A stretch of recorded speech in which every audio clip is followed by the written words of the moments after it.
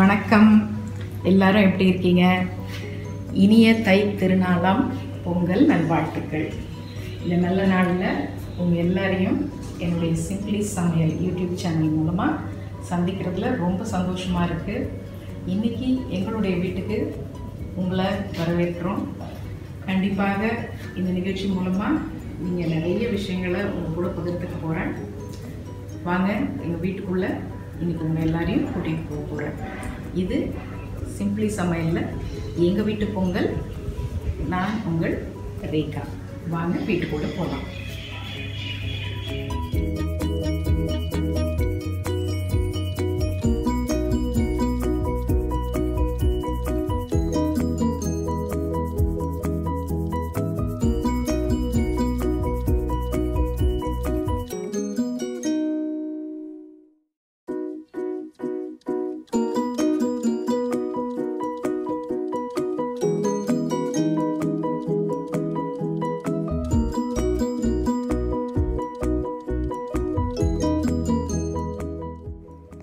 வாங்க நம்ம பொங்கல் வைக்க போகலாம். இப்போ பொங்கல் பானைங்க சாமிக்கிட்ட ரெடியாக வச்சுருக்கோம்.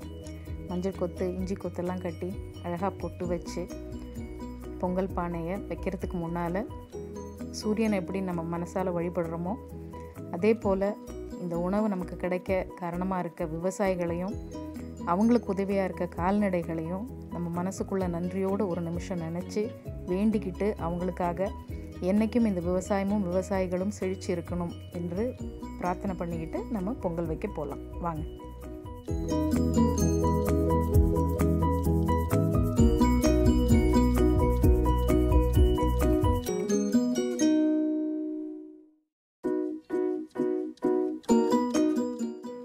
பொங்கல் பானையை அடுப்பில் வச்சுட்டோம். 2 பானையிலுமே இப்போ பசும்பால் ஊற்றுறோம். பசும்பால் தான் எப்பவும் பொங்கலுக்கு ரொம்ப நல்ல டேஸ்ட் கொடுக்கும். சப்போஸ் உங்களுக்கு பசும்பால் கிடைக்கலன்னா நீங்கள் பாக்கெட் பால் யூஸ் பண்ணிக்கலாம். ஆனால் இன்றைக்கி நாங்கள் பசும்பால் தான் போட்டிருக்கோம்.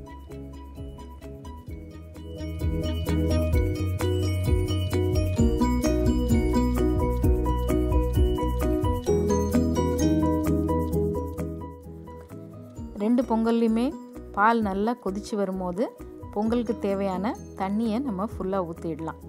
அப்போ தான் பொங்கல் நல்லா பொங்கி வரும். சரிங்களா? எப்பயுமே கிராமத்தில் நம்ம டிஃபனுக்கு சாப்பிட்ற மாதிரி அந்த மிளகு பொங்கல் செய்ய மாட்டாங்க. இது பால் பொங்கல். அதுதான் பாரம்பரியமான பொங்கல். பசும்பால், பச்சரிசி, உப்பு போட்டு அப்படியே பொங்குற பொங்கல் தான் செய்வாங்க. அந்த ட்ரெடிஷ்னல் பொங்கல் தான் இன்றைக்கி நாங்களும் செய்ய போகிறோம். ஸோ எப்பயுமே இடது பக்கத்தில் சக்கரை பொங்கல் பானையும் வலது பக்கத்தில் வெண்பொங்கல் பானையும் வச்சுருக்கோம்.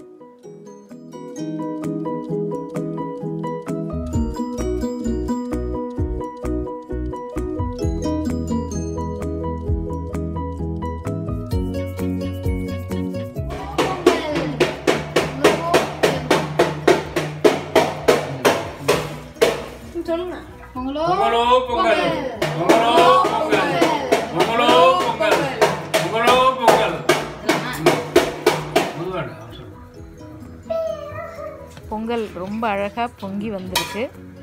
இந்த பொங்கல் பொங்கி வர்றது எந்த திசையில் பொங்கியிருக்கு அப்படிங்கிறதுல ஒரு சிறப்பு இருக்குது. அது கிழக்கு திசையில் பொங்கணும் அப்படின்னு எப்பயும் சொல்லுவாங்க. இன்றைக்கி அதே மாதிரி கிழக்கு திசையில் தான் பொங்கியிருக்கு.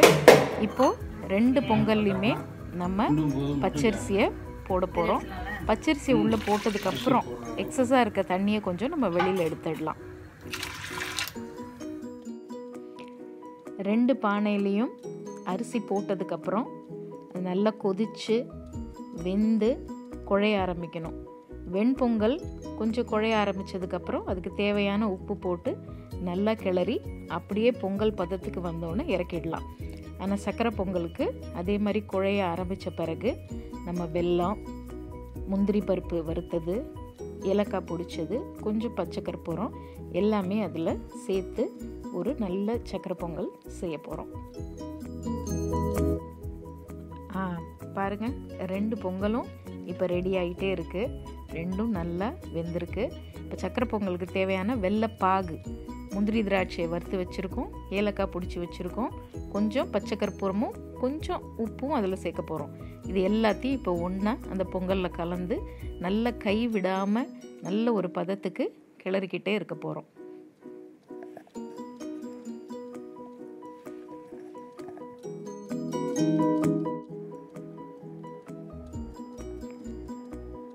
பாதி முந்திரி திராட்சையை நெய்யோட இப்போ சேர்த்து நல்லா கிளறி விட்டுக்கலாம்.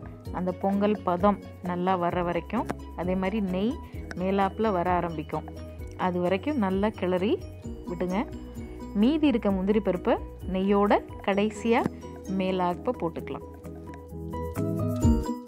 ஆஹா, இதோ 2 பொங்கலும் ரெடி ஆயிடுச்சு. நெய் மணக்கிற சக்கரை பொங்கல், வெண்பொங்கல் ரெண்டுமே ரெடி. இந்த பொங்கல் கூட சேர்த்து சாப்பிட்ற சாம்பார், பொங்கல் கூட்டு, தாளிதம் இதெல்லாமும் செஞ்சுருக்கோம். ஆனால் அது எல்லாம் உங்களுக்கு தனியாக இன்னொரு வீடியோவில் பார்க்கலாம். இந்த வருஷ பொங்கலை உங்கள் எல்லாருக்கூடையும் சேர்ந்து கொண்டாடினதில் எங்கள் எல்லாருக்கும் ரொம்பவே சந்தோஷம். கண்டிப்பாக இந்த வீடியோ உங்களுக்கு பிடிச்சிருக்கும். லைக் பண்ணுங்கள், ஷேர் பண்ணுங்கள், மறக்காமல் சப்ஸ்கிரைப் பண்ணுங்கள். இனி வாரம் உங்கள் கூட நிறைய விஷயங்கள் ஷேர் பண்ண போகிறோம்.